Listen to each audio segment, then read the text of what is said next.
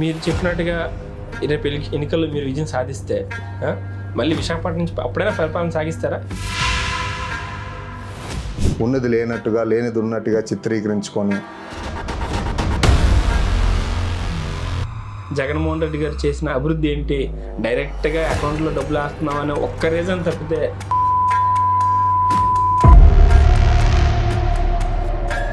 Paid ఆర్టిస్టులు పెట్టుకొని పచ్చ మీడియాని పెట్టుకొని తప్పుడు ఆరోపణలు. స్టార్ క్యాంపెయిన్లను మీరు పెట్టుకుంటున్నారని చెప్తున్నారు వాళ్ళు. స్టార్ క్యాంపెయినర్లు మాకు ఒక ఇప్పుడు మీరు ఇంత నమ్మకంగా చెప్తున్నారు, పొద్దున్న మేమే అధికారంలోకి వస్తాం, మేమే చేస్తామనేసి. వైసీపీ మొన్న టికెట్స్ అనౌన్స్ చేసే ముందు ఈరోజు ప్రతి ఒక్క ఎమ్మెల్యేను కూడా సేవకులు చేశాడు జగన్మోహన్ రెడ్డి. మరి ఆ మూడు పార్టీలు ఒకే తాటి మీద రావడానికి గల కారణం ఎందుకంటారు? ఇప్పుడు మీతో ఒక పార్టీ కూడా కలిసి వచ్చే పరిస్థితి లేదా, లేదంటే మీ మీద వ్యతిరేకతో వాళ్ళు కూటమిగా ఏర్పడుతున్నారా? ప్రతిపక్షాలు అంటే ఈ చిట్టెలకలన్నీ కూడా ఒకటవుతాయి. ఈయన ఒక్క బలం చాలలేక 40 years ఇండస్ట్రీ చంద్రబాబు మరి సినిమా యాక్టర్ పవన్ కళ్యాణ్ దత్తపుత్రుడు తెచ్చుకున్నారు. పులివెందుల దాని పరిస్థితి ఏంటంటే పులివెందులు టచ్ చేసిన సినిమా చంద్రబాబు నాయుడికి లేదు, నరేంద్ర మోడీకి లేదు, పవన్ కళ్యాణ్కి లేదు. భీమిలి నియోజకవర్గానికి వచ్చేసరికి ఇక్కడ స్థానిక శాసనసభ్యుల పరిస్థితి ఈసారి ఆయన గెలిచే అవకాశం ఉందంటారా? జగన్మోహన్ రెడ్డి గారు ప్రజలు నాకు తెలిసినారు, ప్రజలకు ఏం కావాలో ఆయనకి పూర్తిగా తెలుసు. గంటగా రాబోతున్నారు అన్నమాట టీడీపీ. గంట వస్తాడా, పవన్ కళ్యాణ్ వస్తాడా, ఎవరు వచ్చినా అవంతి శ్రీనివాసరావు గారు ఆల్రెడీ బరిలో ఉన్నారు ఇక్కడ. అంటే ప్రతిపక్షాల పార్టీలు ప్యాంట్ తడిసిపోతుంది ఆయన నుంచి ఉంటే. దేని చూసి అసలు మీకు ఇంత కాన్ఫిడెంట్? రాజన్న బిడ్డగా మాట తప్పని మడం తెప్పని నాయకుడిగా అర్జునుడు ఒకడే ఉంటాడు, అది ఒక జగన్మోహన్ రెడ్డి గారు దేనికైనా సిద్ధం. హాయ్, నేను Satyam. Welcome to A B straight point. ఈరోజు మన స్ట్రైట్ పాయింట్లో ఒక యూత్ ఐకాన్ తీసుకొని వచ్చాం. ఆయన ఎవరో కాదు, YSRCP Visakha youth vice president Bingi Harikiran Reddy ప్రస్తుతం అంతా ఉన్నారు. ప్రస్తుత రాజకీయ పరిణామాలపై, అలాగే వైసీపీ రేపు 2024 ఎన్నికలకి ఏ విధంగా వెళ్ళబోతుంది, జిల్లాలో ఉన్న రాజకీయ పరిస్థితులు ఏంటి అనే అంశంపై ఆయనతో మాట్లాడే ప్రయత్నం చేద్దాం. నమస్తే హరికిరణ్ రెడ్డి. నమస్కారం అండి. బాగున్నారా? బాగున్నాను సార్. అంటే సిద్ధం అంటే ఒక కాన్ఫిడెంట్గా 100% సిద్ధం అనేది స్టిక్కర్లో చెప్తున్నారు, అలాగే మీ మొహంలో కూడా కనిపిస్తుంది మాకు. ఎందుకంటే మా నాయకుడు మాకు ఇచ్చే కాన్ఫిడెన్స్ అటువంటిది మాట. ఎందుకంటే మా నాయకుడు ఎంత కురుక్షేత్రంలో మనం మాట్లాడుకుంటాం, ఎంతో మంది ఉంటారు పోతుంటారు, అర్జునుడు ఒకడే ఉంటాడు, అది ఒక జగన్మోహన్ రెడ్డి గారు. మరి ఆయన అభిమానులుగా ఆ పార్టీ నాయకులుగా మేము ఎప్పుడు కూడా దేనికైనా సిద్ధం. ఎందుకు సార్ అసలు ఇంత సిద్ధంగా, ఇంత నమ్మకంగా, ఇంత కాన్ఫిడెంట్గా మీకు కావచ్చు, మీ నాయకత్వం కావచ్చు, మీ నాయకుడు కావచ్చు, దేని చూసి అసలు మీకు ఇంత కాన్ఫిడెంట్? ఈరోజు ఈ 5 సంవత్సరాల పరిపాలన చూసుకుంటే ఒక పక్క ఆర్థిక ఇబ్బందులు ఉన్నా, కరువు ఉన్నా, కరోనా ఉన్నా, ఎటువంటి ఇబ్బంది పడకుండా, ఎటువంటి అధైర్యం పడకుండా, మాట తప్పని మడం తెప్పని నాయకుడిగా ఆ రోజు దాదాపు అటు ఇడుపులపై నుంచి ఇటు ఇచ్చాపురం వరకు సుదీర్ఘ పాదయాత్ర చేసి 3648 కిలోమీటర్లు నడిచి దారి పొడవున ప్రతి అవ్వాతాత, ప్రతి మహిళ, ప్రతి యువత, ప్రతి ఒక్క ఆంధ్ర రాష్ట్రంలో ఉన్నటువంటి అన్ని వర్గాలు ప్రజలు కష్టాలు తెలుసుకున్న వ్యక్తిగా ఈరోజు జగన్మోహన్ రెడ్డి గారు ఆయన ఆశీస్సులతో మొన్న ముఖ్యమంత్రి అవడం జరిగింది. మరి అవడమే కాదు, ఈరోజు కరోనా యావత్ ప్రపంచ దేశాల్లో ఎంత మనకి ఇబ్బంది కలిగిందో, తినడానికి తిండి కూడా లేనటువంటి పరిస్థితి అభివృద్ధి చెందిన దేశాల్లో కూడా. కానీ ఈ రాష్ట్రం అప్పులు కుప్పలుగా ఆ రోజు చంద్రబాబు నాయుడు మార్చిన, కరువున్న ఎటువంటి ఇబ్బంది పడకుండా ధైర్యంతో ఒక నాయకుడిగా ముందుకెళ్ళి మాట తప్పని మడం తెప్పని నాయకుడిగా ఈ కరోనా సమయంలో కూడా ఒక పక్క నుంచి రాష్ట్రంలో వ్యాక్సిన్స్ అయితే గాని, సంక్షేమ పథకాలు అమలు చేయడం విషయంలో గాని ఈరోజు అన్ని విధాలుగా ఆంధ్ర రాష్ట్ర ప్రజలకి గర్వంగా చెప్పుకునే నాయకుడు ఎవరైనా ఉన్నారంటే అదొక జగన్మోహన్ రెడ్డి గారు అని చెప్పి ఈ సందర్భం నేను గట్టి చెప్తున్నాను అనమాట. అందుకే సిద్ధం మేము. ఎందుకంటే మనకి రాష్ట్రంలో ఎవరైతే మంచి చేస్తారో వాళ్ళే నాయకుడిగా ఉంటే ప్రజలు గుర్తిస్తారు అది. ఎందుకంటే గత ప్రభుత్వాలు రియల్ ఎస్టేట్ వ్యాపారస్తులకో లేదా ఒక కులానికో ఓ మతానికో వాళ్ళు ఊడికం చేశారు. కానీ ఈ రాష్ట్రంలో అన్ని వర్గాల ప్రజలు కూడా దేవుళ్ళ చూసే నాయకుడు ఎవరైనా ఉన్నారంటే అదొక్క జగన్మోహన్ రెడ్డి గారు మాత్రమే. మీరు చేసినటువంటి అభివృద్ధి కావచ్చు లేదా సంక్షేమం కావచ్చు, మీరు అన్నట్టు కోవిడ్ పరిస్థితులు, రాష్ట్ర అభివృద్ధి పదవులు నడిపించే విధానాలు ఇవన్నీ చూసిన తర్వాత మరి అలాంటి పరిస్థితుల్లో అపోజిషన్లో ఇప్పుడు ఈరోజు కూటమి ఏర్పడి టీడీపీ, జనసేన, బీజేపీ కలిసి పోటీ చేసే పరిస్థితి వస్తుందన్నమాట. మరి ఆ 3 పార్టీలు ఒకే తాటి మీద రావడానికి గల కారణం ఎందుకంటారు? ఇప్పుడు మీతో ఒక పార్టీ కూడా కలిసి వచ్చే పరిస్థితి లేదా, లేదంటే మీ మీద వ్యతిరేకత వాళ్ళు కూటమిగా ఏర్పడుతున్నారా? ఒకటే ఇక్కడ అంటే గుర్తుపెట్టు. మీకు ఎందుకు అడుగుతున్నానంటే, మీరు చెప్పే అభివృద్ధి అంత జరిగి ఉంటే వాళ్ళందరూ ఎందుకు ఒకటయ్యి మిమ్మల్ని ఓడించాలనే ప్రయత్నం చేస్తారా? మీకు మీరు ఇప్పుడే మీ మాటల్లోనే అది తెలిసిపోతుంది. వాళ్ళందరూ ఒకటయ్యారు అంటున్నారు. ఓకే. ఎప్పుడైనా ఒక నాయకుడు అనేవాడు బలం అనేది ఎక్కువ ఉంటే ప్రతిపక్షాలు అంటే ఈ చిట్టెలకలన్నీ కూడా ఒకటవుతాయి. అంటే జగన్మోహన్ రెడ్డి గారిని ఎదుర్కొనే దమ్ము ఆ స్థాయి ఎవరికీ లేదు. ఎందుకంటే ఈరోజు జగన్మోహన్ రెడ్డి గారు మనం చూసాం రాజశేఖర రెడ్డి గారి పరిపాలన 2004 నుంచి 2009 వరకు ముఖ్యమంత్రి చేశారు. 2009లో రెండోసారి ముఖ్యమంత్రి అయినప్పుడు ఆయన 3 నెలలు మాత్రమే అధికారం చేపట్టి మరి ఆయన స్వర్గానికి వెళ్ళిపోవడం జరిగింది. మరి 5 సంవత్సరాలు 3 నెలల పాలన ఆయన చేసేటప్పుడు ప్రతి ఒక్క ఉమ్మడి రాష్ట్రంలో ఈరోజు రాజశేఖర రెడ్డి గారు ఒక దేవుళ్ళ కొలుస్తూ ఆయన ప్రతి గడపలో కూడా ఆయన ఫోటో పెట్టుకోవడం జరుగుతుంది. మేము కూడా రాజశేఖర్ అది అంటే మరి అటువంటి పరిస్థితుల్లో ఆయన తనయుడిగా, రాజన్న బిడ్డగా, మాట తప్పని మడం తప్పని నాయకుడిగా, నాన్న ఒక అడుగు ముందుకేస్తే నేను 2 అడుగులు ముందుకేస్తాను పేద ప్రజల కోసం అని చెప్పి ఈరోజు ఇచ్చినటువంటి ప్రతి వాగ్దానాన్ని కూడా 100కి 100% అమలు చేశారు. కాబట్టి ప్రజలకి మాపై విశ్వాసం ఉంది, మాపై నమ్మకం ఉంది, ప్రేమ అన్నీ ఉన్నాయి కాబట్టి మేము ధైర్యంగా దేనికైనా సిద్ధం అని చెప్పేసి చాలా దమ్మున్న నాయకులుగా చెప్తున్నాం. గట్టిగా అంటే మీ వెర్షన్ మీరు ఎలా చెప్తున్నారు, వాళ్ళు ఏం చెప్తుందంటే రాష్ట్రాన్ని అప్పులు కుప్పలు చేస్తారు, అభివృద్ధి కుంటు పడిపోయింది, డైరెక్ట్గా అకౌంట్లో డబ్బులు వేస్తున్నామని ఒక్క రీజన్ తప్పితే జగన్మోహన్ రెడ్డి గారు చేసిన అభివృద్ధి ఏంటి? అమరావతి కావచ్చు, లేదా 3 రాజధానుల అంశం కావచ్చు, రాష్ట్రంలో ఇండస్ట్రీలు వచ్చే పరిస్థితి కావచ్చు, ఉపాధి అవకాశాలు కావచ్చు, నిరుద్యోగులకి సృష్టించే ఉద్యోగ సోర్సెస్ కావచ్చు. సో ఇవన్నీ కూడా కుంటుపడ్డాయి. ఇవన్నీ అభివృద్ధి 5 ఏళ్ళు 10 ఏళ్ళ వెనక్కి వెళ్ళిపోయింది రాష్ట్రం. సో జగన్మోహన్ రెడ్డి హయాంలో అవినీతి కుప్పలు తప్పలుగా ఇదవిని తప్పితే కానీ ప్రజలకి అల్టిమేట్గా ఎటువంటి లాభం జరగలేదు అనేది వాళ్ళు చేస్తున్న విమర్శలు. ఇప్పుడు చంద్రబాబు నాయుడు 40 years ఇండస్ట్రీ అంటాడు. నేను ఈ రాష్ట్రానికే కాదు యావత్ దేశానికే సీనియర్ నాయకుడిని అంటాడు. మరి నువ్వు అంత సీనియర్ నాయకుడు, నేను అడుగుతున్నాను చంద్రబాబు నాయుడు, నువ్వు 2014 నుంచి 19 వరకు ఎన్ని కంపెనీలు ఈ రాష్ట్రానికి తీసుకొచ్చావు? ఎంతమంది యువతకు ఉద్యోగ అవకాశాలు నువ్వు కల్పించావు? ఏం చేయలేదు కదా నువ్వు. ఆ విషయం మీకు తెలుసు ఏం చేయలేదని చెప్పి. ఈ రోజు 2.5 సంవత్సరాలు కరోనాతో అందరూ కాపురం చేసినా సరే కూడా జగన్మోహన్ రెడ్డి అనే వ్యక్తి గ్రామ సచివాలయాల ద్వారాగా సుమారు 2 లక్షల మందికి ఉద్యోగం ఇచ్చారు. అలాగే వాలంటీర్స్ ఒక 3 లక్షల మందికి ఉద్యోగం ఇచ్చారు. అంతేకాకుండా ఇటు ఏటా జాబ్ క్యాలెండర్ పెట్టి ప్రతి ఒక్క గవర్నమెంట్ సెక్టర్లో కూడా ఆయా పోస్టులు భర్తీ చేయడం జరిగింది. మరి నీ హయాంలో ఒక్క పోస్ట్ అయినా నువ్వు భర్తీ చేసావు చంద్రబాబు నాయుడు? మరి నీ కొడుకు పప్పు లోకేష్ ఈ రాష్ట్రానికి ఐటీ శాఖ మంత్రిగా ఉన్నారు. ఒక్కటంటే ఒక్క కంపెనీ అయినా తీసుకొచ్చారా? ఈరోజు మనం ఎక్కడో అవసరం లేదు ఆంధ్ర రాష్ట్రం, మన విశాఖ జిల్లాలో ఒకసారి చూసుకుంటే దిగజ కంపెనీలు ఇన్ఫోసిస్ కానీ, అదానీ డేటా సెంటర్ కానీ, యొకోహామా టైర్స్ కానీ, జిందాల్ గ్రూప్ ఆఫ్ కంపెనీస్ సంస్థలు కానీ, అంటే ఇవన్నీ అంటే ఇంకా నేను ఎగ్జాంపుల్ చెప్పాను నా మాత్రం.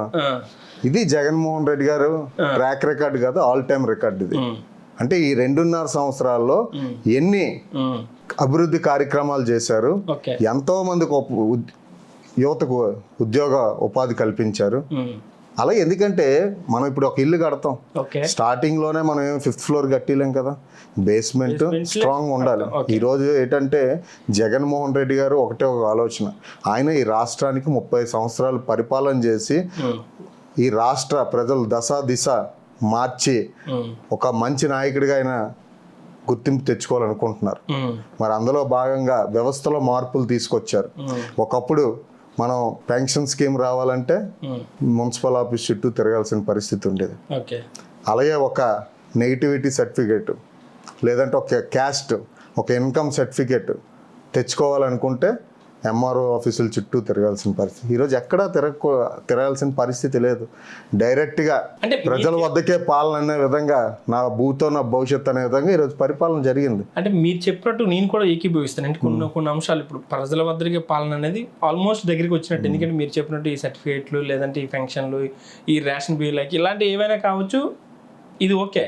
కానీ సంక్షేమ అభివృద్ధి విషయం మాట్లాడినప్పుడు ఇప్పుడు ఆయన చెప్పినట్టు మీరు చెప్పినట్టు కూడా వాళ్ళు చేసే విమర్శలు కూడా, అంటే రాష్ట్రాన్ని ఇప్పుడు ఉదాహరణకు ఒక అమరావతిని తీసుకుందాం, వాళ్ళు చేసిన డెవలప్మెంట్ని ఎక్కడ చేసిన గొంగలు అక్కడే అన్న చందంగా వదిలేశారు. ఇప్పుడు మీరు అన్నట్టుగా 3 రాజధానుల అంశాన్ని కూడా ఎందుకు ఇప్పటికీ కంప్లీట్ చేయలేపారు? ఇప్పుడు విశాఖపట్నం నుంచి పరిపాలన ప్రారంభిస్తామని గత 5 ఏళ్ళ నుంచి చెప్పుకొస్తున్న పరిస్థితి. సో ఇప్పటికి ఎన్నికలు ఇప్పుడు మరో 40 రోజులు ఉన్నాయి. సో అది కూడా సాధ్యపడలేదు. ఇది సాధ్యపడలేదు అనేది వాళ్ళు చేస్తున్న విమర్శ. అంటే ఈరోజు మన హైకోర్టు తీసుకుంటే అందరూ అనుకున్నట్టే చంద్రబాబు నాయుడు సిట్ అంటే సిట్టు, స్టాండ్ అంటే స్టాండ్ అన్నమాట. ఈరోజు సంక్షేమ పథకాల విషయంలో కూడా పేద విద్యార్థులు ఇంగ్లీష్ మీడియం చదవాలని, వాళ్ళ భవితరం మారాలని జగన్మోహన్ రెడ్డి గారు గొప్ప సంకల్పంతో ఈరోజు చూసుకున్న ఒక్కసారి గత ప్రభుత్వంలో ప్రభుత్వ పాఠశాలలు ఎలా ఉన్నాయి, ఈ ప్రభుత్వంలో ప్రభుత్వ పాఠశాల రూపురేఖలు ఎలా మారాయి, నాడు నేడు ద్వారాగా స్కూల్స్ రూపురేఖలు చూసుకోండి. అంటే ప్రైవేట్ పాఠశాలలకు ధీటుగా అభివృద్ధి చేసినటువంటి ఘనత ఒక జగన్మోహన్ రెడ్డి గారిది. అంటే పిల్లలకి యూనిఫామ్స్ నుంచి షూస్, ట్యాబ్స్, అమ్మఒడి పథకం నెలకు 15,000 రూపాయలు, ఇటువంటి అన్నీ చేస్తుంటే పేద ప్రజలు ఇంగ్లీష్ మీడియం చదువుకుంటానంటే కోర్టులోకి వెళ్ళి కేసు వేస్తాం. పేద విద్యార్థులు ఇంగ్లీష్ మీడియం చదవడానికి లేదు. అంటే ఇలా చెప్పుకుంటూ బట్టి ఇటు ఇల్లు పట్ట ఈ రోజుల్లో చాలా మంది మన రాష్ట్రంలో ఎంతో మంది పేదలకి గూడు నీడ లేక ఉన్నారు పాపం రోడ్ల మీద. మరి అటువంటి పరిస్థితుల్లో జగన్మోహన్ రెడ్డి గారు వాళ్ళకంటూ ఒక ఆస్తి కల్పించి భారతదేశంలో ఒక్క ప్రభుత్వం ఎన్ని పార్టీలు ఉన్నాయి, ఎక్కడైనా రిజిస్ట్రేషన్ చేసి రిజిస్టర్డ్ డాక్యుమెంట్ పట్ట ఒక మహిళకి ఇవ్వడం జరిగిందా ఈరోజు కూడా? అంటే ఇదంతా కూడా అభివృద్ధి కదా. ఇది ఇల్లు పట్టాల విషయంలో కూడా హైకోర్టులో కేసు వేసాం. ఈరోజు జగన్మోహన్ రెడ్డి గారి ఎజెండా ఏంటంటే ఈ రాష్ట్రం విడిపోయిన తర్వాత ఏదో ఒక ప్రాంతానికే న్యాయం జరగకూడదు, 3 ప్రాంతాలు కూడా సమగ్ర అభివృద్ధి జరగాలని చెప్పేసి ఈరోజు మన విశాఖపట్నాన్ని పరిపాలన రాజధానిగా, అదే కర్నూలుని న్యాయ రాజధానిగా, దాన్ని అసెంబ్లీ అక్కడ పెట్టడం జరిగింది అమరావతిని. అంటే సమగ్ర అభివృద్ధి అంటే ఒక ఉత్తరాంధ్ర కూడా బెనిఫిట్ అవ్వకూడదు, ఇక్కడ అటు రాయలసీమ వెనకబడకూడదు, విజయవాడ, గుంటూరు అవి కూడా అన్ని అభివృద్ధి చెందాలని గొప్ప ఉద్దేశంతో ఈరోజు 3 రాజధానుల అంశాన్ని ముందుకు తీసుకొస్తూ దాని మీద కూడా మీరు కోర్టులో కేసులు వేశారు. అంటే మీరు అమరావతి దేనికి? మీ సామాజిక వర్గానికి, మీ మంత్రివర్గం, అప్పుడున్న మంత్రివర్గానికి, మీ ఎమ్మెల్యేలకి, మీ దత్తపుత్రుడు పవన్ కళ్యాణ్కి అన్ని ఎకరాల భూములు అక్కడ ఎందుకు ఉన్నాయి? ఏం చేశారు? సింగపూర్ అన్నావు, జపాన్ అన్నావు, ఆయా దేశాలు తిరిగావు. నువ్వైనా ఒక సీనియర్ నాయకుడు అన్నావు, ఈరోజు వరకు ఒక రాజధాని నిర్మించావా? అంటే నీకు ఈ రాష్ట్రం పట్ల కానీ ఈ రాష్ట్ర ప్రజల పట్ల కానీ ఎటువంటి మంచి ఆలోచన లేదు. ఎంతసేపు నీకు అమరావతి, నువ్వు, నీ దత్తపుత్రుడు, నీ చేతపుత్రుడు లోకేష్ తప్ప ఈ రాష్ట్ర ప్రయోజనాల కోసం అనేది నీకు ఊసేలేదు చంద్రబాబు నాయుడు. ఇప్పుడు మీరు చెప్పినట్టుగా రేపు ఎన్నికల్లో మీరు విజయం సాధిస్తే మళ్ళీ విశాఖపట్నం నుంచి అప్పుడైనా పరిపాలన సాగిస్తారా? డెఫినెట్గానా. ఈరోజు మన రుషికొండని ఏదో గుండు కొట్టించారు, బోడిగుండు కొట్టించారు అని చెప్పేసి అన్నారు. ఈరోజు మీరు వెళ్ళి ఒకసారి రుషికొండ చూడండి. అంటే ఒక ప్రభుత్వం ఆఫీసులు నిర్మించడానికి అదొక వేదికగా చేసి ఈరోజు ఆ బిల్డింగ్స్ అన్నీ చూస్తే అది మీకే అర్థమవుతుంది. అది అభివృద్ధి కాదా? అభివృద్ధిలో భాగం కాదా? ఈరోజు మన ఐటీ సెజ్ తీసుకుంటే ఇన్ఫోసిస్ కానీ, మరి దిగ్గజ కంపెనీ అదానీ డేటా సెంటర్ కానీ, అంటే ఇదంతా in the span of 2.5 years.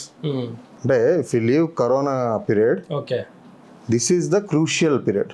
మీ వెర్షన్లో మీరు చెప్తున్నారు ఇదంతా ఓకే, ఇదంతా జరిగిందే, కానీ వాళ్ళు అంటే ఎక్స్పెషల్లీ టీడీపీ వైసీపీ మీద విమర్శ చేస్తుంది ఏంటంటే, మేము రాష్ట్రాన్ని అభివృద్ధి పదంలో నడిపించి కాస్త కోస్తో ఆర్థికంగా బలోపేతం చేసినటువంటి పరిస్థితుల్లో అధికారంలోకి వచ్చిన వైసీపీ దానికి డబుల్ అప్పులు చేసి రాష్ట్రాన్ని అప్పుల ఊబిలో కూరుతుంది, లేదంటే అవి మీరు చెప్పినట్టు డైరెక్ట్గా అకౌంట్లో డబ్బులు వేయడం వలన అసలు అది అభివృద్ధే కాదు. సో ఉపాధి అవకాశాలు సృష్టించాలి, నిరుద్యోగులకు ఉద్యోగాలు కల్పించాలి, ఇచ్చినప్పుడు కొన్ని హామీలు నెరవేర్చలేదు, వాటిని నెరవేర్చాలనేది వాళ్ళు చేస్తున్నటువంటి ప్రధానమైన డిమాండ్. సో వైసీపీ దానికి ఇప్పుడు మీరు సిద్ధమా అంటే 175 175 స్థానాలు గెలుచుకుంటామని నమ్మకాన్ని మీరు వ్యక్తం చేస్తున్న పరిస్థితుల్లో వాళ్ళు చేస్తున్నటువంటి విమర్శలు సేమ్ టైం వాళ్ళు కూడా కూటమిగా ఏర్పడి మీ పార్టీ మీద దండయాత్ర కావచ్చు, లేకపోతే యుద్ధం కావచ్చు, లేకపోతే సిద్ధం కావచ్చు చేస్తున్నటువంటి పరిస్థితుల్లో దీన్ని ఎలా బ్యాలెన్స్ చేసే పరిస్థితి ఉంటుంది? ఇప్పుడు బ్యాలెన్స్ అనేది, ఇప్పుడు మీరు ఎక్కడో ఒక షాపింగ్ మాల్ కట్టేస్తానో లేకపోతే ఇంకేదో కట్టేస్తానో ఆ ప్రజలు అభివృద్ధి చెందరు. అంటే బిలో పోవర్టీ లైన్ నుంచి అబోవ్ పోవర్టీ లైన్కి ఈ రాష్ట్ర ప్రజలు తీసుకొని రావాలి. ఎందుకంటే రాష్ట్రంలో ఎంతో మంది ఆకలి తలముట్టించిన వాళ్ళు ఉన్నారు. జగన్మోహన్ రెడ్డి గారు ప్రజల నాటి తెలిసిన వాళ్ళు, ప్రజలకు ఏం కావాలో ఆయనకి పూర్తిగా తెలుసు. ఎందుకంటే ఈయనలా ఎక్కడో హైదరాబాద్లో కూర్చొని పొత్తులకి కుయ్యెత్తులు వేయడం కాకుండా ఆయన ప్రజల మధ్య తిరిగి ప్రజల సమస్యలు తెలుసుకొని ఒక కుటుంబ పెద్దగా ఆ కుటుంబంలో ఏం లోటుపాట్లు ఉన్నాయో, ఏం కావాలో అని తెలుసుకున్న నాయకుడు కాబట్టి జగన్మోహన్ రెడ్డి గారికి మన అల్టిమేట్ ఇచ్చారు. 151 సీట్లతో గెలిపించారు, 22 పార్లమెంట్ స్థానాలు ఇచ్చారు. అది జగన్మోహన్ రెడ్డి గారి చిత్తశుద్ధి. ఈరోజు ఇన్ని పార్టీలు కూడా అంటే తప్పుడు ఆరోపణలు, పెయిడ్ ఆర్టిస్టులు పెట్టుకొని, పచ్చ మీడియాని పెట్టుకొని, ఉన్నది లేనట్టుగా లేనిది ఉన్నట్టుగా చిత్రీకరించుకొని స్టార్ క్యాంపెయిన్లను మీరు పెట్టుకుంటారని చెప్తున్నారు. స్టార్ క్యాంపెయినర్లు మాకు ఈరోజు మీరు చూసుకుంటే జగన్మోహన్ రెడ్డి గారు అన్నట్టు స్టార్ క్యాంపెయినర్లు ఎవరండి? మాకు స్టార్ క్యాంపెయినర్లు ఒక అవ్వ తాత స్టార్ క్యాంపెయినర్, మాకు ఒక పేద విద్యార్థులు స్టార్ క్యాంపెయినర్లు, ఒక తల్లి అమ్మఒడి తీసుకున్నది ఆవిడ ఒక స్టార్ క్యాంపెయినర్, ఒక మహిళ వైఎస్ఆర్ చేయి ద్వారాగా స్వయం ఉపాధి కలిగి ఈరోజు కిరాణా షాపులు కానీ, పాన్ షాపులు కానీ, తోపుడు బల్లి అన్ని ఇలాంటివన్నీ కూడా పెట్టుకొని వాళ్ళు మాకు స్టార్ క్యాంపెయినర్లు. ఈరోజు మేము ఫుల్ ఫ్లెడ్జ్డ్గా సంక్షేమ అభివృద్ధి 2 కళ్ళుగా చేశాం కాబట్టి ప్రజలందరూ మమ్మల్ని విశ్వసిస్తున్నారు. కాబట్టి వీళ్ళకి ఏం తోచగా తెలియక మేమేమో మళ్ళీ గెలలేము, ఎందుకంటే గతంలో 600 హామీలు ఇచ్చాం, ఒకటంటే ఒకటి కూడా నెరవేర్చలేకపోయాము. ఇటువంటి బాధ వాళ్ళ మదిలో మెదులుతుందన్నమాట. అందుకే ఏంటంటే ఈయన ఒక్క బలం చాలక 40 years ఇండస్ట్రీ చంద్రబాబు, మరి సినిమా యాక్టర్ పవన్ కళ్యాణ్ దత్తపుత్రుడు తెచ్చుకున్నారు. వీళ్ళిద్దరు బలం కూడా చాలక ఈరోజు నరేంద్ర మోడీ గారు కంప్లీట్గా ఈ భారతదేశానికి ప్రధానమంత్రి అవుతాడని చెప్పి ఏదో రకంగా ఒక వేవ్ అనేది తీసుకొని రావడం జరుగుతుంది. కాబట్టి అందుకే ఆయన కూడా కలుపుకొని వెళ్ళి ఏదో రకంగా ఈ 2024 ఎన్నికల్లో అధికారంలోకి వచ్చేయాలి. అది వాళ్ళ టార్గెట్, వాళ్ళ ఎజెండా. అంతేగాని ఒకసారి మీరు చూసుకోండి, మన మోడీ సభలో కానీ ఈ 3 పార్టీలు కూడా ఒక్కటంటే ఈ రాష్ట్రం కోసం కానీ, ఈ రాష్ట్ర ప్రజానికాని కోసం కానీ, ఈ రాష్ట్ర సమస్యల కోసం కానీ ఎక్కడైనా ఒక్క మాట అయినా మాట్లాడారా? ఇప్పుడు మీరు ఇంత నమ్మకంగా చెప్తున్నారు, రేపు పొద్దున్న మేమే అధికారంలోకి వస్తాం, మేమే చేస్తామనేసి. వైసీపీ మొన్న టికెట్స్ అనౌన్స్ చేసే ముందు వరకు కూడా ఇన్ఛార్జీలు కూడా చాలా చోట్ల మార్చింది.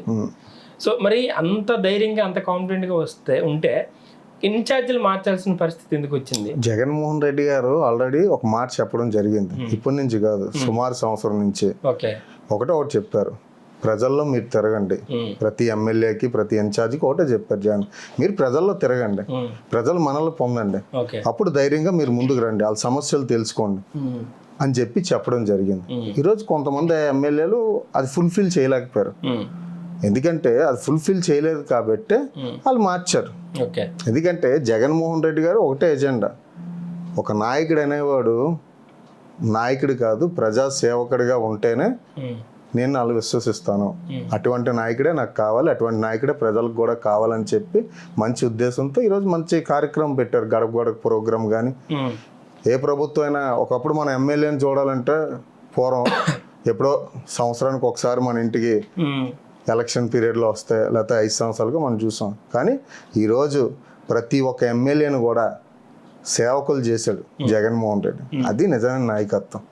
ఇప్పుడు మీకు రాజకీయ అవగాహన ఉంది, మీరు రాజకీయాలు ఉన్నారు, వైసీపీ ఒక బాధ్యతాయుతమైనటువంటి పదవిలో ఉన్నారనమాట. సో రేపు 40 రోజుల్లో జరగబోయే ఎన్నికల్లో 175 సీట్లు గెలుస్తా అని చెప్పేటువంటి ఒక స్లోగన్ అంటే ఉంది మీ పార్టీ. ఇప్పటికీ ఉందా? అది ఉన్నది, డెఫినెట్గా ఉన్నది. జగన్మోహన్ రెడ్డి అంటే గారు మీరు అప్పుడు 3 పార్టీలు కలిసి కూటమి అవుతాయని తెలియక ముందే ఆ స్లోగన్ రిలీజ్ చేశారనమాట. సో ఇప్పుడు అది కలిసే అనమాట. ఇప్పుడు కూడా ఆ ధైర్యం, ఆ స్లోగన్ రన్ ఉందా? మీరు ఒక విషయం అక్కడ తెలుసుకోవాలి. ఎప్పుడైనా స్లోగన్ ఏమైనా కొద్ది తగ్గిస్తారేమో అన్నట్టు ఆయన ఎందుకు అడుగుతున్నారంటే, ఇప్పుడు 3 పార్టీలు, ఇప్పుడు మీరు సింగిల్గా పోటీ చేస్తున్నారు, వాళ్ళు 3 పార్టీలు, ఒక జాతీయ పార్టీ 2 ప్రాంతీయ పార్టీలు కలిసి పోటీ చేస్తున్నాయి. సో సింగిల్గా పోటీ చేసింది వేరు, 3 పార్టీలు ఒకటై పోటీ చేసింది వేరు. సో అంత బలాన్ని మీరు ఎదుర్కొని 175 సీట్లు సాధించగలరా అనేది నా. జగన్మోహన్ రెడ్డి గారు ఫస్ట్ నుంచి స్టాండ్ ఒకటే, why not 175 out of 175. Okay, అంటే మాకు విశ్వాసం ఉంది ప్రజల పట్ల. మేము ప్రజలు నమ్మాం. ఏ పవన్ కళ్యాణ్, ఏ నరేంద్ర మోడీనో, లేకపోతే ఇంకో చంద్రబాబు నాయుడునో, లేకపోతే ఇంకోనే ఈ సినిమా హీరోను, ఏ క్రీడాకారును మేము నమ్ముకోలేదు. ఈ ఆంధ్ర రాష్ట్ర ప్రజలు నమ్మాం. ఆ ప్రజలే మాకు మంచి మ్యాండేట్ ఇస్తారని చెప్పి. పులివెందుల చూసారు కదా ఒకసారి, చంద్రబాబు నాయుడు గతంలో సతీష్ రెడ్డి ఏ పార్టీలో జాయిన్ అయ్యారు ఈరోజు? అదే అపోజిషన్ లో ఉన్న ఆయన, ఈయన పోటీ చేసిన ఆయన. మరి అంటే వై నాట్ పులివెందుల అనేటప్పుడు అక్కడ జనసేన ఇన్ఛార్జ్ కానీ, అక్కడ ఉన్న టీడీపీ ఇన్ఛార్జ్ కానీ ఈరోజు వైసీపీలోని జగన్మోహన్ రెడ్డి గారు సమక్షంలోని కండువా కప్పుకోవడం జరిగింది. అంటే ప్రతిపక్షాలు కూడా ఈరోజు ప్రతిపక్షాల్లో కూడా గొప్ప స్థానం సంపాదించుకున్నారు కాబట్టి అక్కడ అటువంటి పరిస్థితి నెలకొని ఈరోజు అంటే ఫుల్ ఫ్లెడ్జెడ్గా వైఎస్ఆర్ కాంగ్రెస్ పార్టీ జగన్మోహన్ రెడ్డి గారు పులివెందులు టచ్ చేసిన సినిమా చంద్రబాబు నాయుడికి లేదు, నరేంద్ర మోడీకి లేదు, పవన్ కళ్యాణ్కి లేదు. ఎందుకంటే అదొక స్టాంప్, ఐఎస్ఐ ముద్ర. మీరు కుప్పం టచ్ చేయొచ్చా? డెఫినెట్గా. ఒకసారి మీరు జగన్మోహన్ రెడ్డి గారు నియోజకవర్గ పులివెందుల గ్రాఫ్ చూసుకోండి, ఇటు కుప్పం గ్రాఫ్ చూసుకోండి. డే బై డే ప్రతి ఎలక్షన్ కూడా జగన్మోహన్ రెడ్డి గారికి మెజార్టీ ఇస్తూ అక్కడికి తీసుకెళ్తున్నారు. మన కుప్పం ఎన్నికల్లో చంద్రబాబు నాయుడికి ఎందుకండి అప్పుడు 45,000 ఎంతో మెజార్టీ వచ్చింది, మరి 20,000 మెజార్టీ తగ్గిందంటే ఆయన గ్రాఫ్ తగ్గుతున్నట్టే కదా. ఆయన వయసు పెరుగుతున్న కొలది ఆయన గ్రాఫ్ తగ్గుతూనే ఉంటుంది. అంటే వయసు పెరుగుతుంది, గ్రాఫ్ తగ్గుతుంది. వయసు పెరుగుతుంది, గ్రాఫ్ తగ్గుతుంది. అందులో కూడా మరి నేను కుప్పాన్ని అంటున్నాడు. కుప్పంలో ఈరోజు ఒక సొంత ఇల్లు కట్టుకోలేదు నువ్వు చంద్రబాబు నాయుడు. కుప్పం ప్రజలు ఈరోజు జగన్మోహన్ రెడ్డి గారు చూసుకుంటే కుప్పం ఒక మున్సిపాలిటీగా చేశారు, ఎన్నో అభివృద్ధి కార్యక్రమాలు చేశారు, ఎన్నో ప్రాజెక్టులు కుప్పంలో తీసుకొని రావడం జరిగింది. అంటే కుప్పం ప్రజలపై జగన్మోహన్ రెడ్డి గారికి విశ్వాసం తప్ప చంద్రబాబు నాయుడు గారికి ఎటువంటి విశ్వాసం కూడా లేదు. ఇప్పుడు మన విశాఖ జిల్లా అంటే ఉత్తరాంధ్ర గురించి మాట్లాడుకున్నట్లయితే, సరే మీరు చెప్పినట్టు రాష్ట్ర వ్యాప్తంగా జరగబోయే ఎన్నికల్లో 175 గెలుస్తారు, వైనాట్ 175 అనేది సక్సెస్ అవుతుంది. మీరు అన్నట్టు మీరు సిద్ధంగా ఉన్నారో అది మాకు తెలుస్తుంది. మరి విశాఖ జిల్లా, విశాఖ విజయనగరం శ్రీకాకుళంకి వచ్చేసరికి ఇక్కడ వైఎస్ఆర్సీపీ పరిస్థితి, ఇక్కడ భీమిలి నియోజకవర్గానికి వచ్చేసరికి ఇక్కడ స్థానిక శాసనసభ్యుల పరిస్థితి, ఈసారి ఆయన గెలిచే అవకాశం ఉందంటారా? ఎందుకు గెలరండి? ఎందుకంటే ఇది భీమిలి అనేది జనరల్గా టీడీపీ కంచుకోటగా చెప్పుకుంటారు. ఎందుకంటే ఏళ్ల తరబడి తెలుగుదేశం పార్టీ, నిజమే. ఎందుకంటే వాళ్ళు అంతా కూడా ఇక్కడ 5 terms అప్పల నరసింహరాజు గారు మన పాండురంగ వాసి రాజు గారు 5 terms ఎమ్మెల్యే గెలిచారు, మంత్రిగా చేశారు. అంటే అప్పటి నుంచి ఒక వేవ్ అనేది వాళ్ళకి స్టార్ట్ అయిపోయింది. అంటే అప్పుడు ఉన్నటువంటి కాంగ్రెస్ పార్టీలో కూడా కొంత చెత్త చెదారం ఉండడం వల్ల అది టీడీపీ కొద్దిగా ప్లస్ అయింది. అలాగే వాళ్ళు కంచుకోటగా భావిస్తున్నారు తప్ప ఈరోజు ఈ రాష్ట్ర ప్రజలకు కానీ ముఖ్యంగా భీమిలి ప్రజలకు కానీ కంచుకోటతో సంబంధం లేదు. అక్కడ ఏ నాయకుడైతే పేద ప్రజలపై ప్రేమ చూపించి వాళ్ళు విశ్వాసం పొందుతారో ఆ నాయకుడికి ఎప్పుడూ కూడా ప్రజలు అనేవాళ్ళు తారాస్థాయికి తీసుకెళ్తారు. ఈసారి అవంతి గారికి ఎంత మెజార్టీ మీ ఊహ ప్రకారంగా? ఆల్రెడీ ఆయన అభ్యర్థిత్వం డిక్లేర్ అయిపోయింది, క్యాండిడేట్ ఆయన వైసీపీ నుంచి. ఆయన ఆల్రెడీ ప్రచారం కూడా ప్రారంభించేసుకున్నారు. మీ అంచనా ప్రకారంగా ఈసారి ఏమైనా మెజారిటీ పెరుగుతుందా తరుగుతుందా? కంపల్సరీ పెరుగుతుంది. ఎందుకనంటే మీకు అదే చెప్తున్నాను, గత తెలుగుదేశం ప్రభుత్వం హయాంలో అభివృద్ధి అనేది ఎక్కడ జరగలేదు. ఈరోజు గత శాసనసభ్యుడు గంటా శ్రీనివాసరావు తీసుకున్నా, అంత ముందు తీసుకున్నా, ఈ నాకు తెలిసి అప్పల నరసింహరాజు గారు 5 టర్మ్స్ ఇక్కడ ఎమ్మెల్యేగా చేశారు, మంత్రిగా చేశారు. ఆయన సొంత గ్రామం అయినటువంటి పాండ్రంగి, అల్లూరు సీతారామరాజు గారు పుట్టినటువంటి గ్రామం అది పాండ్రంగి. మరి అటువంటి గ్రామంలో కూడా ఒక బ్రిడ్జ్ ఈ రోజు వరకు కూడా నిర్మించలేకపోయారు. కానీ అవంతి శ్రీనివాసరావు గారు కరోనా టైంలో ఆయన గెలిచిన వెంటనే 14 కోట్ల రూపాయలు గౌరవ ముఖ్యమంత్రి వారు శ్రీ వైఎస్ జగన్మోహన్ రెడ్డి గారు శాంక్షన్ చేయడం జరిగింది. ఎన్నడూ లేని విధంగా మన భీమిలి నియోజకవర్గంలో దశాబ్దాల కాలం సమస్యలు కూడా ఈరోజు ఒక కొలుక్కు తీసుకొచ్చి దాన్ని పరిష్కార మార్గం చూపించినటువంటి నాయకుడు ఒక అవంతి శ్రీనివాసరావు గారు. ఈరోజు అటు పాండ్రంగ్ బ్రిడ్జ్ నిర్మాణం కానీ, ఈరోజు మన భీమిలి ప్రభుత్వ ఆసుపత్రి తీసుకుంటే గర్భిణీ స్త్రీలకి 30 పడకల ఆసుపత్రి తీసుకొచ్చి వారికి కూడా సేవలు అందుతున్నాయి. అలాగే నరసింహస్వామి కొండ, ఎప్పుడు కూడా చిన్నపిల్లలు వృద్ధులు కూడా ఎక్కువ మెట్లు ఎక్కడానికి ఇబ్బంది పడేవారు. వాళ్ళకి సుమారు 1 కోటి రూపాయలు పెట్టి ఒక రోడ్ మార్గాన్ని ఏర్పాటు చేశారు అక్కడ. అలాగే ఈరోజు కొన్ని స్కూల్స్ నాడు నేడు, ముఖ్యంగా ఎవరెక్కడ పుట్టినా చివరికి వెళ్ళేదే కాటికే అన్నట్టు ఆ శ్మశాన వాటికలకు కూడా ఒక రూపురేఖలు తీసుకొచ్చి అటు కాంపౌండ్ వాల్స్ కానీ, బర్నింగ్ ఫ్లాట్స్ కానీ, బోర్డ్స్ కానీ, స్ట్రీట్ లైట్స్ కానీ, అంటే ఒక పార్క్స్ లాగా, అంటే ముస్లిం షాదీఖానాలు కానీ, ఇలా మధురవాడ బీటీ రోడ్ కానీ, ఇలా అన్నీ చెప్పుకుంటా. అంతెందుకు మనం భీమిలి నుంచి వైజాగ్ వెళ్ళే బీచ్ రోడ్, ఇదంతా పర్యాటక ప్రాంతం భీమిలి నియోజకవర్గం అనేది. ప్రతి దగ్గర కూడా ఎక్కడ రాజీ పడకుండా, అలాగే గడప గడప ద్వారాగా ప్రతి సచివాలయంకి 20 లక్షలు శాంక్షన్ అయితే, ప్రతి ట్రైన్స్ కానీ, రోడ్స్ కానీ, స్ట్రీట్ లైట్స్ కానీ, ప్రతి దినం నిజంగా గత ప్రభుత్వాలు నిజంగా అభివృద్ధి చెందితే మరి ఇప్పుడు ఉన్న అవంతి శ్రీనివాసరావు గారు ఇవన్నీ ఎందుకు చేయాల్సి వస్తుంది చెప్పండి. మొన్నే ఆర్టీసీ కాంప్లెక్స్ కూడా మన తగరపల్స్ ప్రజలకి చిరకాల కోరిక అది. అటువంటి ఆర్టీసీ కాంప్లెక్స్ కూడా శంకుస్థాపన చేయడం జరిగింది. అంటే మా జగన్మోహన్ రెడ్డి గారు అన్నట్టు ఎన్నికల ముందు టెంకాయ కొడితే అది మన స్వార్థం, కానీ జగన్మోహన్ రెడ్డి గారు ప్రభుత్వం ఏర్పడిన దగ్గర నుంచే మేము కోరికలు కొట్టడం జరిగింది. ప్రతి ఒక్కటి కూడా ఒకసారి మీరు వాళ్ళ తిరిగి ఈ 5 సంవత్సరాలు ఏం చేసామో, కరోనా ఉన్నా సరే కూడా ఎక్కడ ఏ అభివృద్ధి కార్యక్రమాలు చేశారో మీకు కళ్ళ కట్టినట్టు కనిపిస్తాయి. ఇంత అభివృద్ధి చేస్తున్నారు, ఇంత మీరు చెప్పినట్టుగానే ప్రతి ఒక్క నియోజకవర్గాన్ని మొత్తంగా ప్రతి సచివాలయ పరిధిలో, ప్రతి వార్డు పరిధిలో, అటు అర్బన్ కావచ్చు, ఇటు రూరల్గా చేశారు. కానీ ఇక్కడ భీమిలిలో ఇప్పుడు వచ్చిన ప్రధాన సమస్య అంటే నేను చూసింది ఏంటంటే, లోకల్ నాయకత్వాన్ని ఈసారి మనం నిలబెట్టుకోవాలి. ఇప్పుడు ఇంత భీమిలి ఇంత డెవలప్ అయ్యి ఇంత పెద్ద పెద్ద రాజకీయ నాయకులు ఈ ప్రాంతం నుంచి ఉన్నప్పుడు కూడా ఎవరో నాన్ లోకల్ వ్యక్తికి మనం ఓట్లు వేస్తున్నాం. సో ఈసారి అన్నా సరే లోకల్ అభ్యర్థిని మనం ఎన్నుకోవాలని ఒక యాజిటేషన్ పుట్టుకొస్తుంది అనమాట. దానిపై మీ అభిప్రాయం ఏం చెప్తారు? లోకల్ నాన్ లోకల్ అనేది పక్కన పెడితే మంచి చెడు అనేది 2 ఉంటాయి. మరి అప్పల నరసింహరాజు గారు 5 పర్యాయాలు ఇక్కడ ఎమ్మెల్యేగా చేశారు. మరి లోకల్ నాయకుడే కదా, ఒక్కటంటే ఒక అభివృద్ధి జరిగిందా భీమిలికి? మరి గతంలో కరి సీతారాం గారు ఇదే సింహాచలం వాసి, ఆయన లోకల్గా అనుకున్నాం, ఒక్కటంటే ఒక అభివృద్ధి జరిగిందా? అంటే ఇక్కడ లోకల్ నాన్ లోకల్ పక్కన పెడితే మన భీమిలి నియోజకవర్గంలో ఎవరు డెవలప్ చేశారు, ఎంత అభివృద్ధి అనేది చెందింది అనేది ఒకసారి మనం చూసుకోవాలి. ఇక్కడ లోకల్ నాయకుడు చేసింది ఏం లేదు, నాన్ లోకల్ నాయకుడు చేసింది ఏం లేదు. ఎవరు చేసినా ఈ భీమిలి ప్రజలకి మంచి చేసి అభివృద్ధి పదంలో నడిపిస్తే ఆ నాయకత్వంలోనే ప్రజలు ముందుకెళ్తారు. ఇప్పుడు లోకల్ నాన్ లోకల్ నేను ఇప్పటి నుంచి కాదు, సుమారు ఒక 3-4 ఎలక్షన్స్ నుంచి నేను చూస్తాను లోకల్ నాన్ లోకల్ అని చెప్పేసి. చూస్తున్నారు కానీ ఇంత సివియర్నెస్ లేదు. అంటే ఇప్పుడు లోకల్ నాన్ లోకల్ అనేది ఇప్పుడు అభ్యర్థులు కూడా పుట్టుకొస్తున్నారు లోకల్లో. ఈరోజు కోరాడ రాజబాబు గారు లోకల్ పర్సన్ అంటున్నారు, అలాగనే తెలుగుదేశం పార్టీ టికెట్ ఇచ్చే పరిస్థితుల్లో ఉన్నదా?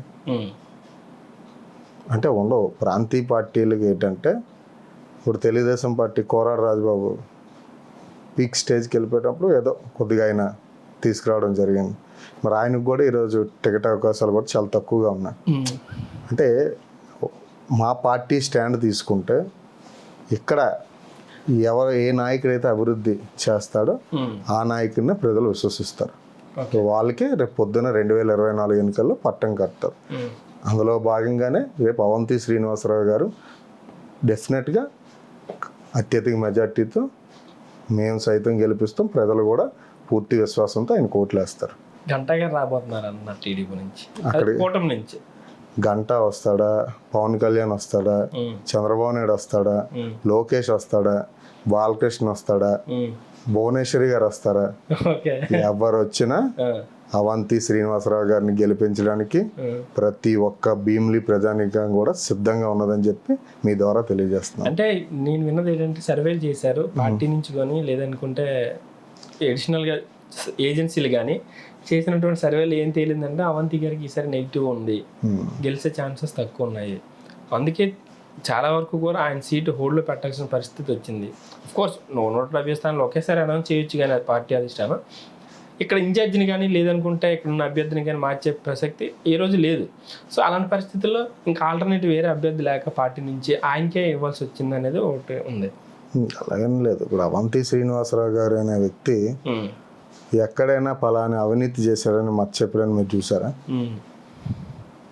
ఆయన ఒకటే ధ్యేయం, ఆయన జన్మనిచ్చి ఆయన ఎప్పుడు ప్రతి పబ్లిక్ మీటింగ్లో ఒకటే చెప్తారు, నాకు నా తల్లిదండ్రులు జన్మనిచ్చిన, నాకు రాజకీయంగా జన్మనిచ్చినటువంటి భీమిలి అనేదే నాకు ముఖ్యం. భీమిలి ప్రజలపై పూర్తి విశ్వాసం నమ్మకం నాకు ఉంది. వాళ్ళు నా కన్న బిడ్డల్లో చూసుకుంటానని అనేక సందర్భాల్లో ఆయన చెప్పడం జరిగింది. ఆయన చెప్పారు మీకు ఇప్పుడు సీట్ ఇచ్చారు కాబట్టి ఇక్కడ భీమిలి నుంచి పోటీ చేస్తున్నారు, ఒకవేళ ఇక్కడ సీట్ ఇవ్వకపోతే ఎలమంచిలో లేకపోతే అనకాపల్లిలో చోడవరం వెళ్ళిపోబోతున్నారు అని అన్నారు. మరి అప్పుడేమవుతుంది ఇది? ఇప్పుడు నేను సోషల్ మీడియాలో చాలా విషయాలు చూసాను. అందరూ కూడా అవంతి శ్రీనివాసరావు గారు ఇంకో పార్టీకి వెళ్ళిపోతారను, ఇంకో కాన్స్టిట్యున్సీ చేంజ్ అయిపోతారను, చాలా టీడీపీ వాళ్ళు కానీ జనసేన పార్టీ నాయకులు కానీ ప్రతిపక్ష పార్టీలన్నీ కూడా సోషల్ మీడియాలోని విచ్చలవిడిగా పబ్లిసిటీ చేశారు. కానీ ఈరోజు ఒకటే మీరు గుర్తుపెట్టుకోవాలి, ఎంతమంది ఎలా పబ్లిసిటీ చేసినా భీమిలి నియోజకవర్గంలో 2024 ఎన్నికల బరిలో ఇక్కడ నించుంది అవంతి శ్రీనివాసరావు గారు. అంటే ఈరోజు అవంతి శ్రీనివాసరావు గారు అనే వ్యక్తి ఇక్కడ ధైర్యంగా జగన్మోహన్ రెడ్డి గారు మొన్న అనౌన్స్ చేశారు. అంటే అవంతి శ్రీనివాస్ గారు తట్టుకునే స్థాయి కానీ ఆయన ఢీ కొట్టే స్థాయి కానీ తెలుగుదేశం పార్టీకి కానీ జనసేన పార్టీ కానీ బీజేపీ పార్టీకి కానీ లేవని నేను అనుకుంటున్నాను. అంటే ఈ రోజు వరకు కూడా రాజ్బాబు లాంటి వ్యక్తి అయితే ఢీ కొట్టలేడు, ఆయన ఫేస్ చేయలేడు అని కాబట్టి మీరే చెప్తున్నారు ఆయన టికెటే లేదనేసి. టికెట్ అదే లేదు, అదే ఆ పార్టీ ఇచ్చుకోవాలి. సో అందుకే గంటా శ్రీనివాసరావు లాంటి వ్యక్తిని ఇక్కడ తీసుకురావాలి. అవంతి శ్రీనివాసరావు ఈసారి మనం గెలవాలనే ఒక గట్టి పట్టుదలతో టీడీపీ వ్యూహాలు చేస్తుంది. ఎన్ని వ్యూహాలు చేసినా ఆల్రెడీ ఇక్కడ అవంతి శ్రీనివాసరావు గారు అనే వ్యక్తి స్టాండ్ అయి ఉన్న స్టిక్ అయి ఉన్నారు. ఇక్కడ ఆల్రెడీ ఆయన సీటు 10లోనే అక్కడ ఉన్నది భీమిలి ప్రజల్లోని జగన్మోహన్ రెడ్డి గారు. అంటే అవంతి శ్రీనివాసరావు గారు అనే వ్యక్తి ఇక్కడ నించుంటే మీకు అభ్యర్థులే దొరకలేదా ఈ రోజు వరకు కూడా? అది మీరే గమనించండి. అవంతి శ్రీనివాసరావు గారు ఆల్రెడీ బరిలో ఉన్నారు ఇక్కడ. అంటే ప్రతిపక్షాల పార్టీలకు ప్యాంట్ తడిసిపోతుంది ఆయన నించుంటే.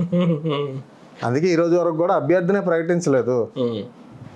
గంటా శ్రీనివాసరావు గారు నా చీపురుపల్లి ఎక్కడికి వెళ్ళమంటున్నారు.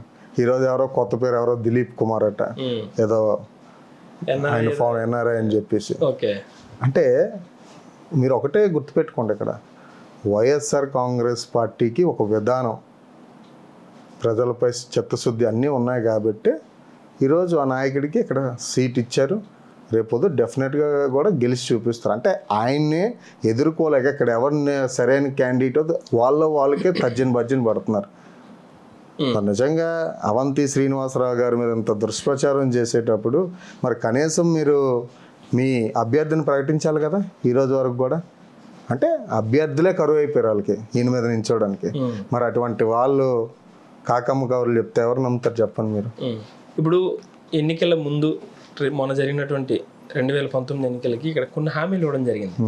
కుద్దు ఫోర్ట్ ఒకటి, నెక్స్ట్ పాండ్రంగి బ్రిడ్జ్ ఒకటి, నెక్స్ట్ పద్మనాభ స్వామి టెంపుల్ అభివృద్ధి ఒకటి, పంచగ్రామాల సమస్య ఒకటి, సో ఇలాంటి కొన్ని మేజర్ ఇష్యూస్ని వాళ్ళు ప్రామిస్ చేయడం జరిగింది. ఇప్పుడు మీరు చెప్పినట్టు ఇక్కడ కాంప్లెక్స్కి స్టోన్ వేయడం కానీ ఇవన్నీ కూడా ఇప్పుడు మీరు చెప్పినట్టు అభివృద్ధికి శంకుస్థాపన చేశారు. ఎలక్షన్ ముందు అయిపోద్దా కాంప్లెక్స్?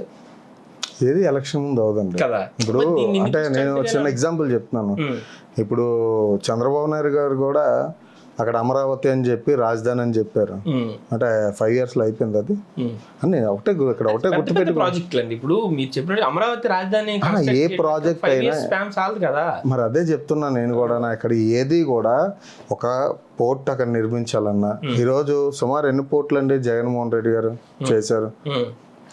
అదే మన ఉత్తరాంధ్ర జిల్లా శ్రీకాకుళం ఉద్దానం అనేది ఒక మంచి ప్రాజెక్ట్ అది. అవన్నీ ఇష్టం జగన్మోహన్ రెడ్డి కెరియర్ లో.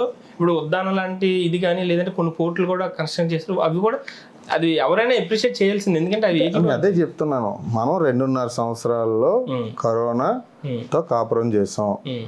ఈ ప్రభుత్వానికి సుమారుగా ఇంకా 2 years పరిపాలన చేసినట్టు జగన్మోహన్ రెడ్డి గారు. అంటే ఒకరికొకరిలో కలుసుకోలేనటువంటి పరిస్థితి, ఎక్కడ పనులు ఎక్కడే ఆగిపోయిన పరిస్థితి.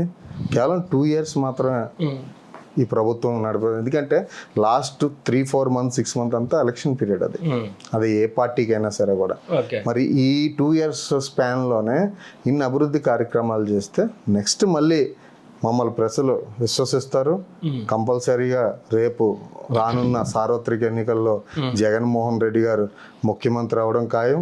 ఇక్కడ భీమిలి నియోజకవర్గంలో శాసనసభ్యులుగా మళ్ళీ అవంతి శ్రీనివాసరావు గారు గెలడం ఖాయం. ఇంకా పెండింగ్ హామీలు కూడా ప్రతి ఒక్కటి కూడా నెరవేర్చే పార్టీ కానీ నెరవేర్చే నాయకుడు కానీ ఒక అవంతి శ్రీనివాసరావు గారు, జగన్మోహన్ రెడ్డి గారు అని చెప్పి చాలా దృఢంగా నేను చెప్తున్నాను. మీరు ఈ ప్రాంత వాసిగా మీ చిరకాల కోరికగా ఉన్నటువంటి కాంప్లెక్స్ అది శంకుస్థాపన చేస్తారు. మీరు మా కెమెరా సాక్షిగా చెప్పండి, ఎన్నాళ్ళకి పూర్తి చేయగలరు? మీ అభిమాన నాయకుడు, మీ ప్రియతమ నేత అవంతి శ్రీనివాసరావు గారు, మీ జగన్మోహన్ రెడ్డి గారు ఎన్నాళ్ళకి కంప్లీట్ చేసే పరిస్థితి? ఎందుకంటే నేను ఎప్పటి నుంచో వింటున్నాను. ఆల్రెడీ జగన్మోహన్ రెడ్డి గారు నేషనల్ ప్రాజెక్ట్స్ అయినటువంటి పోలవరం ప్రాజెక్ట్ కానీ, ఇటు భోగాపురం ఎయిర్పోర్ట్ కానీ, అలాగే దుగ్గరాజపట్నం పోర్ట్ కానీ, అంటే ఇలాంటివి ఉన్నాయి మేజర్ ప్రాజెక్ట్స్ అన్నీ కూడా. 2026 నాటికి మళ్ళీ జగన్మోహన్ రెడ్డి గారు ముఖ్యమంత్రి అవుతారు. 2026 నాటికి చెప్పినటువంటి ప్రతి ఒక్క కార్యక్రమం కూడా జగన్మోహన్ రెడ్డి గారు మళ్ళీ ముఖ్యమంత్రిగా ఆయనే ప్రతి ఒక్కటి కూడా ఓపెనింగ్ చేస్తారు. మన కాంప్లెక్స్ అదే చెప్తున్నా. ఆల్రెడీ స్టోన్ వేశారు. ఇక్కడ రైతు బజార్ చూసుకోండి, మీకు జీవీఎంసీ 2వ వార్డులో. గత ప్రభుత్వంలో కూడా గంటా శ్రీనివాసరావు చెప్పారు, కానీ ఈరోజు రైతు బజార్ కట్టి చూపించింది అవంతి శ్రీనివాసరావు గారు. అది అలాగే అంటే అన్నీ ఒకసారి ఏవి అవ్వవు. ఇప్పుడు సింహాచలం పంచగ్రామాల సమస్యలు, అది ఒక కోర్ట్ ఇష్యూస్ ఉన్నాయి లీగల్గానే. అంటే కోర్టులో ఉన్నది ఏదైనా మీకు తెలుసు, మాకు తెలుసు. ఏది కూడా అంత బేగా తేలిన విషయం కాదు. అది కూడా జగన్మోహన్ రెడ్డి గారు స్టడీ చేశారు. ఆ సమస్యలు కూడా పంచగ్రామాల సమస్యలు అని, ఇటు ఆర్టీసీ కాంప్లెక్స్ నేను చెప్తున్నాను, మళ్ళీ శాసనసభ్యులు అయితే 2025 నాటికి కంపల్సరీగా కూడా అది అవంతి శ్రీనివాసరావు గారు పూర్తి చేస్తారు. ఫైనల్గా అవంతి శ్రీనివాసరావు గారు మెజార్టీ అప్రాక్సిమేట్లీకి వెళ్ళదు ఎగ్జాక్ట్గానే ఒక ఫిగర్ చెప్పండి మీరు. నేనైతే అనుకోవడం, ఎందుకంటే భీమిలి వాటర్లు సుమారు 3,50,000 3,30,000 పైచిలకు వాటర్లో ఉన్నటువంటి కాన్స్టిట్యున్సీ, అతిపెద్ద కాన్స్టిట్యున్సీ. సో మీ అంచనా ప్రకారంగా, మీకున్న రాజకీయ అనుభవం ప్రకారంగా ఫిగర్ చెప్పండి నాకు. ఎందుకంటే మళ్ళీ మీకు ఇంటర్వ్యూ పెడతాను నేను. మళ్ళీ ఎలక్షన్ అయిపోయి రిజల్ట్ వచ్చాయిన తర్వాత మళ్ళీ మీ నాయకుడు ఎమ్మెల్యే అయ్యి మీ ముఖ్యమంత్రి మళ్ళీ ముఖ్యమంత్రి ప్రమాణ స్వీకారం మళ్ళీ మీకు చెప్తాను నేను, అందుకని అడుగుతున్నాను. ఈరోజు అవంతి శ్రీనివాసరావు గారికి పూర్తిగా అంటే గతంలో సుమారు 10,000 చిల్లర వచ్చింది మెజార్టీ. ఓకే. ఈసారి ఎందుకంటే ఇన్ని పార్టీలు ఏకమయ్యాయి కాబట్టి ఇంకో 10,000 పెరుగుతుందో తప్ప తగ్గని పరిస్థితి లేదు. ఎందుకంటే అప్పుడు నార్మల్గా ఏ కార్యక్రమం చేయలేనప్పుడే అంత మెజార్టీ ఇచ్చారు ప్రజలు. అందులో ఇది టీడీపీ కంచుకోవటని మీకు తెలుసు, అందరికీ తెలుసు. సో కంప్లీట్గా నాకు తెలిసిన అంచనా ప్రకారం ఒక 20,000 మెజార్టీ వస్తుందని చెప్పి నేను అనుకుంటున్నాను. చివరిగా నాకు ఒకటే ప్రశ్న, యాజ్ అ యూత్ లీడర్గా వైసీపీ ప్రభుత్వంలో యూత్కి ఈసారి ఎంకరేజ్ చేయబోతున్నాం, యువత రాజకీయాల్లోకి రాణించాలి, యువతకు అవకాశాలు కల్పించాలి అనేటువంటి మీ నాయకుడి సిద్ధాంతం ఇప్పుడు తొంగలో తొక్కే పరిస్థితే ఉందా? ఎందుకు అడుగుతున్నానంటే చాలా చోట్ల సిట్టింగ్ ఎమ్మెల్యేకే మళ్ళీ సీట్లు వచ్చాయి. ఇప్పుడు మీలాంటి మీరు ఒక ఎమ్మెల్యే ఆస్పిరెంట్ అయితే మీకు టికెట్ వచ్చే ఛాన్స్ ఉండదు. ఇప్పుడు ఉదాహరణకి చెప్తున్నాను అంటే రాష్ట్ర వ్యాప్తంగా జరిగిన సిచ్యువేషన్స్. ఇప్పుడు బొత్స సత్యనారాయణ కొడుకుకి టికెట్ వస్తుందని వాళ్ళు రాజకీయంగా ఆశపడ్డారు, ఆయనకి టికెట్ లేదు. నాకు తెలిసి మా వైఎస్ఆర్ కాంగ్రెస్ పార్టీలో యువకులకి అత్యధిక ఎమ్మెల్యే సీట్లు అవ్వడం జరిగింది. నేను పేర్లు కూడా చెప్తాను ఈరోజు. చెప్పండి, ఒక 4-5 పేర్లు. గుడివాడ అమర్నాథ్ గారు ఒక యువకుడు, అంటే మీకు తెలుసా 28 సంవత్సరాలు 30 సంవత్సరాలు జిల్లా పార్టీ అధ్యక్షుడిగా చేశాడు. వెనకపిల్లి ఎంపీగా ఆ రోజు బరిలో దిగారు. గట్టేటి మాధవి అరకు ఎంపీ, ఆవిడకి కూడా 30 సంవత్సరాలు. అలాగే అదీప్ రాజు గారు, ఆయనకి 30-32 సంవత్సరాల్లోనే ఎమ్మెల్యే సీట్ సంపాదించారు. అలాగే మన విడుదల రజనీ గారు ఆరోగ్య శాఖ మంత్రి, ఆమె వయసు కూడా ఒక 30-31 సంవత్సరాలు. అంటే ఇలాగా ఎంతో మందికి యువతకి జగన్మోహన్ రెడ్డి గారు అవకాశం కల్పించారు. అంటే మీరు చెప్పమన్నారు కదా, సింపుల్ గా అవలేలుగా చెప్పాను. ఆల్రెడీ సిట్టింగ్ లో ఉన్న రాజకీయాలు కొత్త వాళ్ళకి ఇప్పుడు కొత్తగా ఇప్పుడు చెవిరెడ్డి మోహిత్ రెడ్డికి ఇచ్చారు టికెట్, పేరుని కిట్టు గారికి ఇచ్చారు టికెట్. అలాగే అంటే అక్కడ ఉన్న ఈక్వేషన్స్ బట్టి గెలిచే చోట్ల ఇచ్చారు. గెలిచే చోట్లని కాదు, గెలిచే చోట్ల ఓడిపోతారు అనేది పక్కన పెట్టాను. అలాగైతే చంద్రగిరిలో చెవిరెడ్డి భాస్కర్ రెడ్డి గారిని ఢీకొట్టే నాయకుడు ఎవరు లేరు ఈ రోజు వరకు కూడా. ఒకప్పుడు చంద్రబాబు నాయుడు గారు కాన్స్టిట్యున్సీ అదే. అయినా సరే కూడా జగన్మోహన్ రెడ్డి గారిని యూత్ని ఎప్పుడు ఎంకరేజ్ చేస్తారు. మరి ఈరోజు అరకు పార్లమెంట్ తీసుకుంటే మళ్ళీ చెట్టు వినయాలు మిస్సెస్కి ఎంపీ సీట్ అవ్వడం జరిగింది. కోడలు అంటే నా ఫ్రెండే, ఆయన కూడా చెప్తున్నాను. అంటే మేమంతా సోషల్ మీడియా టీం కింద వర్క్ చేసాం అన్నమాట. ఇలా ఉన్నది పరిస్థితి. ఇప్పుడు లాస్ట్ టైం మీకు సగం స్ట్రెంత్ అయ్యింది కూడా. ఇప్పుడు సోషల్ మీడియా అన్నారు కాబట్టి నేను ఆ క్వశ్చన్ అడుగుతున్నాను. మీకు సపోర్ట్ చేసింది సోషల్ మీడియా లాస్ట్ ఎలక్షన్స్కి. ఇప్పుడు అంత ఫైర్లో ఉందా, అంత సపోర్టివ్గా ఉందా సోషల్ మీడియా మీకు? అసలు ఇప్పుడు అవసరం లేదా మీకు? ఏమన్నా అవసరం లేదని కాదు ఎప్పుడు కూడా, ఎందుకంటే ఇప్పుడున్న చెప్పిన ప్రకారం సంక్షేమ పథకాలు అభివృద్ధి ఇప్పుడున్న ట్రెండ్ లో 50% ఆఫ్ ఎలక్షన్ అనేది సోషల్ మీడియాలో ప్రచారం బట్టి మనకు ముందుకెళ్తుంది. అంటే ఏ రాజకీయ పార్టీకి కూడా సోషల్ మీడియా అనేది ప్రతి ఒక్క పార్టీకి అయిపట్టు. దాన్ని ఎప్పుడు కూడా మరీ ముఖ్యంగా జగన్మోహన్ రెడ్డి గారు ఎప్పుడు నెగ్లెక్ట్ చేయలేదు. వాళ్ళు ఈరోజు సోషల్ మీడియాలో ఉన్న వాళ్ళు కూడా డైరెక్టర్స్ పదవులు కానీ ఒక మంచి స్థానాల్లో కూర్చోబెట్టారు. మరి మీరు ఏమైనా అంటున్నారు, కొన్ని చైర్మన్లు కానీ కమిషన్ మెంబర్స్ కానీ అన్ని యువత కావడం జరిగింది. అందరికీ ఒకసారి న్యాయం జరగదు కదా. ప్రతి ఒక్క కిరణ్ రెడ్డి గారికి ఏం కావాలి, ఏం కోరుకుంటున్నారన్న అది దేవుని నిర్ణయం, ఇక్కడ మా ఎమ్మెల్యే నిర్ణయం. అది మనం అనుకుంటాం ఏదైనా సరే, భగవంతుడు సంకల్పం కూడా మనకు ఉండాలి, ఎమ్మెల్యే ఆశీస్సులు ఉండాలి, జగన్మోహన్ రెడ్డి గారి ఆశీస్సులు ఉండాలి. ఉంటే కష్టపడిన వాళ్ళకి ఎప్పుడు ప్రతిఫలం ఉంటుంది. డెడికేటెడ్గా వర్క్ చేస్తే ఖచ్చితంగా ఏదో రోజు గుర్తింపు ఉంటుంది. ఇప్పుడు ఎందుకంటే చాలా మంది నాయకులు కూడా లాంగ్ టైం పార్టీ కోసం పనిచేసి అవకాశం వచ్చినప్పుడు అందిపుచ్చుకున్న వాళ్ళు చాలా మంది ఉన్నారు. సో మీరు అన్నట్టు మీ జగన్మోహన్ రెడ్డి ఆశీస్సులు, మీ అవంతి గారి ఆశీస్సులు ఉంటే నెక్స్ట్ ఎలక్షన్ కిరణ్ రెడ్డి గారు ఎమ్మెల్యేగా ఇక్కడ ఏమో పోటీ చేయాలి. అంత ఆశ ఏం లేదు కానీ మీ చేయరెడ్డి ఎమ్మెల్యేగా అంత ఆశ ఏం లేదు. Anyhow thank you Kiran Reddy గారు. మీరు అన్నట్టు ఎలక్షన్స్లో మీ ఎమ్మెల్యే ఇక్కడ ఎమ్మెల్యే గెలిచి మీ ముఖ్యమంత్రి మళ్ళీ ముఖ్యమంత్రిగా గెలిచిన తర్వాత మీరు మళ్ళీ మంచి పదవిని మీరు పొంది మళ్ళీ మాకు ఇంటర్వ్యూ ఇవ్వాలి ఖచ్చితంగా. అంటే నాది చివరి ఒక మాట, ఎవరు పదవులు చేస్తామా పదవులు ఉంటాయో పోతాయి అనేది ఇక్కడ ఏది ప్రజా జీవితంలో ఏది కాన్స్టెంట్ కాదు. ప్రజలకి మంచి చేసి రాజశేఖర రెడ్డి గారి లాగా ప్రతి ఏ నాయకుడని నేను ఒకటే కోరుకుంటాను, ప్రజల్లో గుడి కట్టుకోవాలి. అది నాయకుడి తాలూకు సిద్ధాంతం. అయితే జీవితాంతం చనిపోయిన తర్వాత కూడా ప్రతి ఒక్క ప్రజల్లో బ్రతికున్నోడే నిజమైన నాయకుడని, అదే నిజమైన నిర్వచనం నేను అనుకుంటున్నాను అన్నమాట. Thank you. మీరు అనుకున్నట్టే అదే నిర్వచనం కొనసాగించాలని మనస్ఫూర్తిగా కోరుకుంటూ థ్యాంక్ యూ హరికిరణ్. నమస్కారం అండి. ఇది ఇవాళ స్ట్రైట్ పాయింట్. వచ్చే వారం ఇంకో అతిథితో కలుద్దాం. అంతవరకు సెలవు. నమస్తే.